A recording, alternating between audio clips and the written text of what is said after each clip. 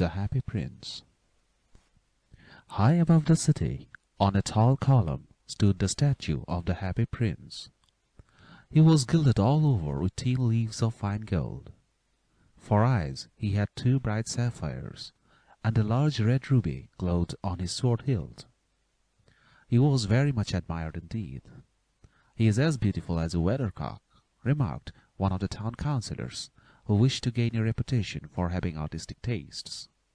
"Only not quite so useful," he added, fearing lest people should think him unpractical, which he really was not. "Why can't you be like the Happy Prince?" asked a sensible mother of her little boy, who was crying for the moon. "The Happy Prince never dreams of crying for anything." "I'm glad there is someone in the world who is quite happy," muttered a disappointed man as he gazed at the wonderful statue. "He looks just like an angel," said the charity children as they came out of the cathedral in their bright scarlet cloaks and their clean white pinafores. "How do you know?" said the mathematical master. "You have never seen one." "Ah, but we have, in our dreams," answered the children, and the mathematical master frowned and looked very severe, for he did not approve of children dreaming. One night there flew over the city a little swallow. His friends had gone away to Egypt 6 weeks before, but he had stayed behind, for he was in love with the most beautiful reed. He had met her early in the spring, as he was flying down the river after a big yellow moth, and had been so attracted by her slender waist that he had stopped to talk to her. "Shall I love you?" said the swallow, who liked to come to the point at once, and the reed made him a low bow. So he flew round and round her, touching the water with his wings, and making silver ripples. This was his courtship, and it lasted all through the summer. "It is a ridiculous attachment," twittered the other swallows. "She has no money, and far too many relations." And indeed the river was quite full of reeds. Then when the autumn came, they all flew away. After they had gone, he felt lonely, and began to tire of his lady love.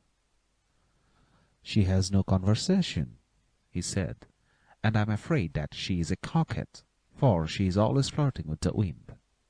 And certainly, whenever the wind blew, the reed made the most graceful curtsies.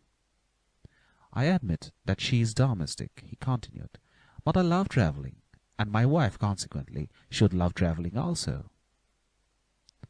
Will you come away with me?" he said finally to her, but the reed shook her head. She was so attached to her home. "You have been trifling with me," he cried. "I am off to the pyramids. Goodbye." And he flew away. All day long he flew, and at night time he arrived at the city. "Where shall I put up?" he said. "I hope the town has made preparations." Then he saw the statue on the tall column. "I'll put up there," he cried. "It is a fine position, with plenty of fresh air." So he alighted just between the feet of the Happy Prince. "I have a golden bedroom," he said softly to himself as he looked round, and he prepared to go to sleep. But just as he was putting his head under his wing, a large drop of water fell on him. "What a curious thing!" he cried. "There is not a single cloud in the sky. The stars are quite clear and bright, and yet it is raining. The climate in the north of Europe is really dreadful." The reed used to like the rain, but that was merely her selfishness. Then another drop fell. "What is the use of a statue if it cannot keep the rain off?" he said. "I must look for a good chimney pot," and he determined to fly away. But before he had opened his wings, a third drop fell, and he looked up and saw, what did he see? The eyes of the Happy Prince were filled with tears, and tears were running down his golden cheeks. His face was so beautiful in the moonlight that the little swallow was filled with pity. "Who are you?" he said. "I am the Happy Prince." "Why are you weeping then?" asked the Swallow. "You have quite drenched me." "When I was alive and had a human heart," answered the statue, "I did not know what tears were, for I lived in the palace of Sans Souci, where sorrow is not allowed to enter. In the daytime I played with my companions in the garden, and in the evening I led the dance in the great hall. Round the garden ran a very lofty wall, but I never cared to ask what lay beyond it. Everything about me was so beautiful. My courtiers called me the Happy Prince, and happy indeed I was, if pleasure be happiness. So I lived and so I died, and now that I am dead, they have set me up here so high that I can see all the ugliness and all the misery of my city. And though my heart is made of lead, yet I cannot choose but weep." "What, is he not solid gold?" said the Swallow to himself. He was too polite to make any personal remarks out loud. "Far away," continued the statue in a low musical voice, "far away in a little street there is a poor house. One of the windows is open, and through it I can see a woman seated at a table.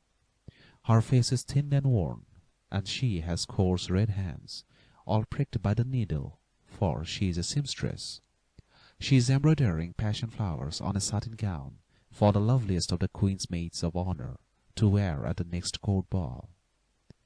In a bed in the corner of the room her little boy is lying ill. He has a fever, and is asking for oranges. His mother has nothing to give him but river water, so he is crying. Swallow, swallow, little swallow, will you not bring her the ruby out of my sword hilt? My feet are fastened to this pedestal, and I cannot move." "I am waited for in Egypt," said the Swallow. "My friends are flying up and down the Nile, and talking to the large lotus flowers. Soon they will go to sleep in the tomb of the great king. The king is there himself in his painted coffin. He is wrapped in yellow linen, and embalmed with spices.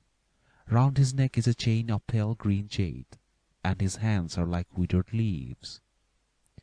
"Swallow, swallow, little swallow," said the prince, "will you not stay with me for one night, and be my messenger?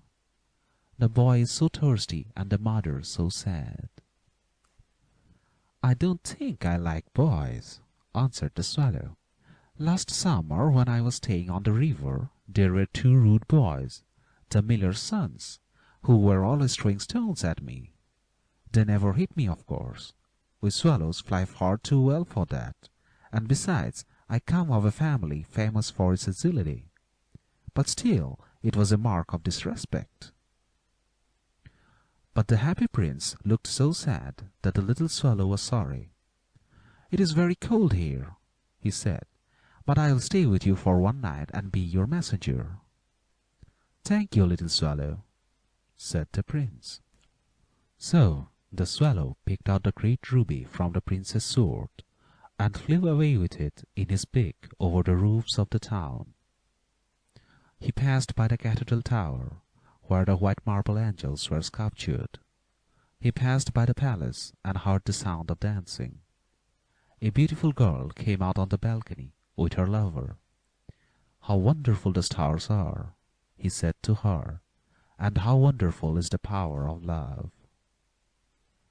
"I hope my dress will be ready in time for the state ball," she answered.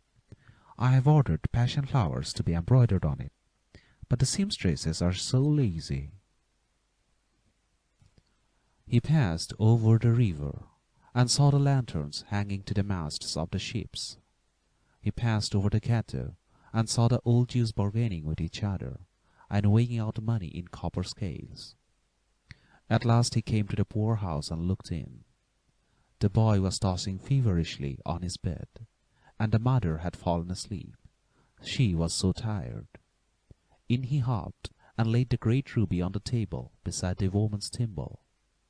Then he flew gently round the bed, fanning the boy's forehead with his wings. "How cool I feel," said the boy. "I must be getting better." And he sank into delicious slumber. Then the swallow flew back to the happy prince and told him what he had done. "It is curious," he remarked, "but I feel quite warm now, although it is so cold." "That is because you have done a good action," said the prince, and the little swallow began to think, and then he fell asleep. Thinking always made him sleepy. When day broke, he flew down to the river and had a bath. "What a remarkable phenomena," said the professor of ornithology as he was passing over the bridge. "A swallow in winter," and he wrote a long letter about it to the local newspaper. Everyone quoted it. It was full of so many words that they could not understand. "Tonight I go to Egypt," said the swallow, and he was in high spirits at the prospect. He visited all the public monuments and sat a long time on top of the church steeple. Wherever he went, the sparrows chirruped and said to each other, "What a distinguished stranger!" So he enjoyed himself very much. When the moon rose, he flew back to the happy prince. "Have you any commissions for Egypt?" he cried. "I am just starting." "Swallow, swallow, little swallow," said the prince, "will you not stay with me one night longer?" "I am waited for in Egypt," answered the swallow. "Tomorrow my friends will fly up to the second cataract. The river horse couches there among the bulrushes, and on a great granite throne sits the god Memnon. All night long he watches the stars, and when the morning star shines, he utters one cry of joy, and then he is silent. At noon the yellow lions come down to the water's edge to drink. They have eyes like green beryls, and their roar is louder than the roar of the cataract." "Swallow, swallow, little swallow," said the prince, "far away across the city I see a young man in a garret. He is leaning over a desk covered with papers, and in a tumbler by his side there is a bunch of withered violets. His hair is brown and crisp, and his lips are red as a pomegranate, and he has large and dreamy eyes. He is trying to finish a play for the director of the theatre, but he is too cold to write any more. There is no fire in the grate, and hunger has made him faint." "I will wait with you one night longer," said the swallow, who really had a good heart. "Shall I take him another ruby?" "Alas, I have no ruby now," said the prince. "My eyes are all that I have left.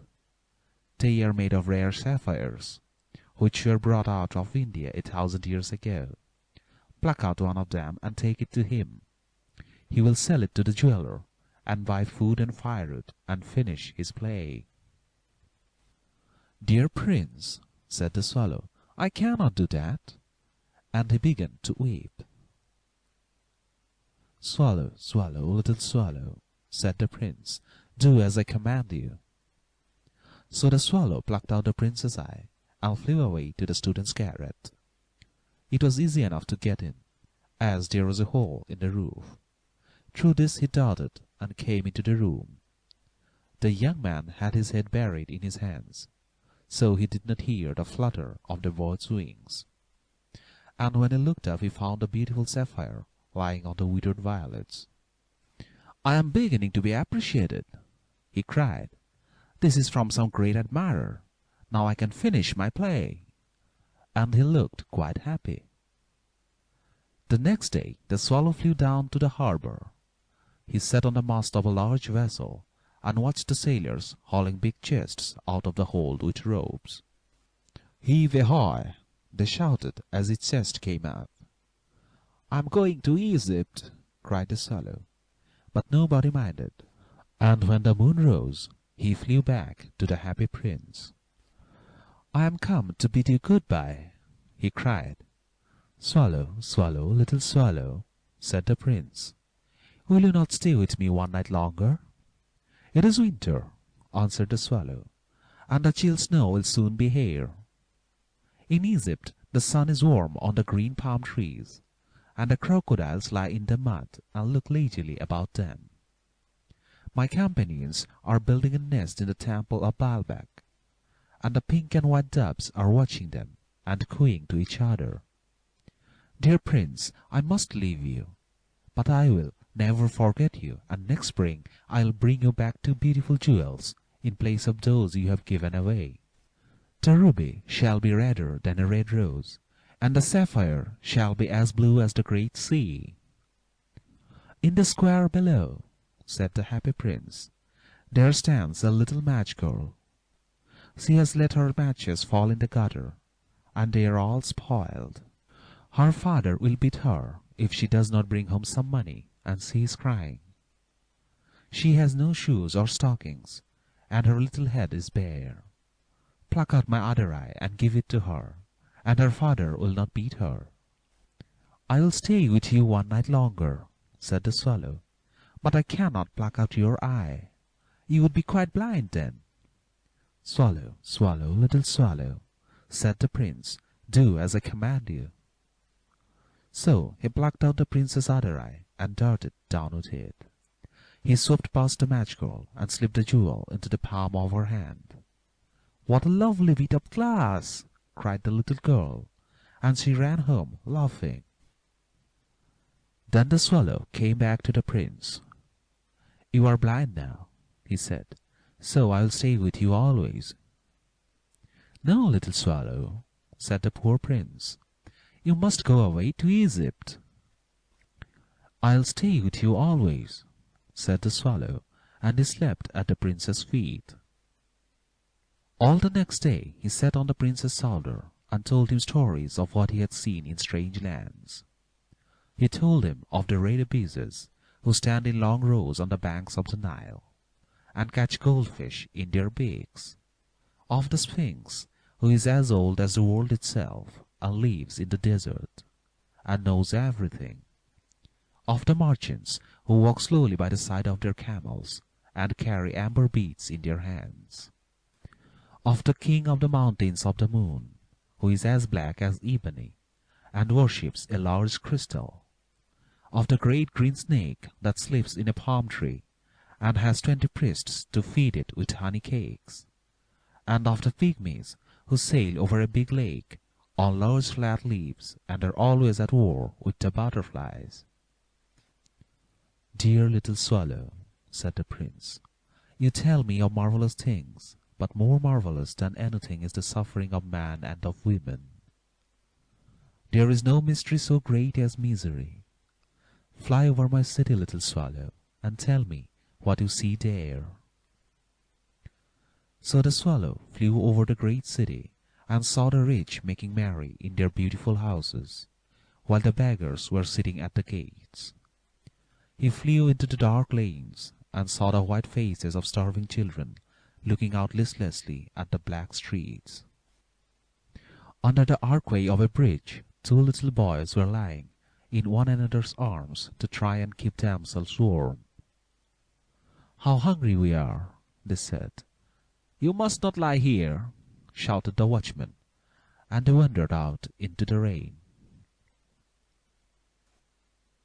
Then he flew back and told the prince what he had seen. I am covered with fine gold, said the prince. You must take it off leaf by leaf and give it to my poor. The living always think that gold can make them happy. Leaf after leaf of the fine gold the swallow picked off, till the happy prince looked quite dull and grey. Leaf after leaf of the fine gold he brought to the poor, and the children's faces grew rosier, and they laughed and played games in the street. We have bread now, they cried. Then the snow came. After the snow came the frost. The streets looked as if they were made of silver. They were so bright and glistening. Long icicles like crystal daggers hung down from the eaves of the houses. Everybody went about in furs, and the little boys wore scarlet caps and skated on the ice.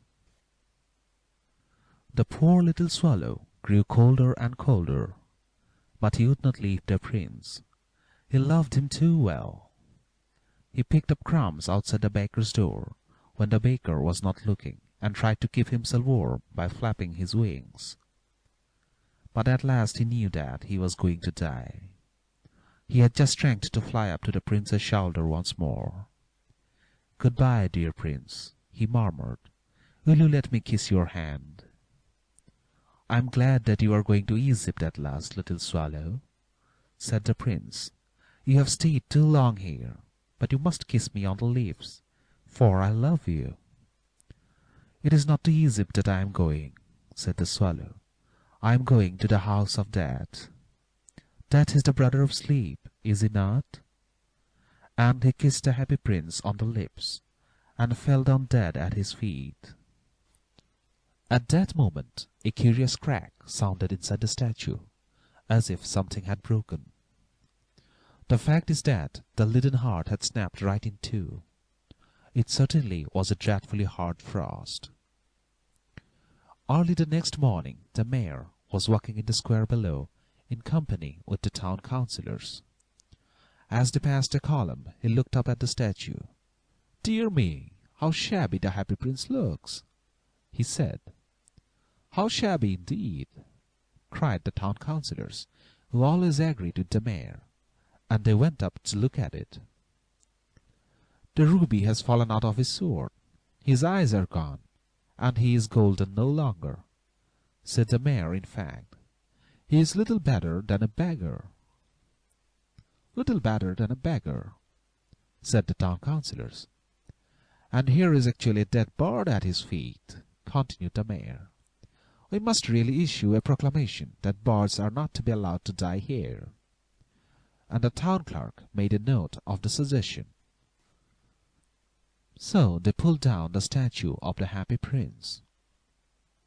"As he is no longer beautiful, he is no longer useful," said the art professor at the university.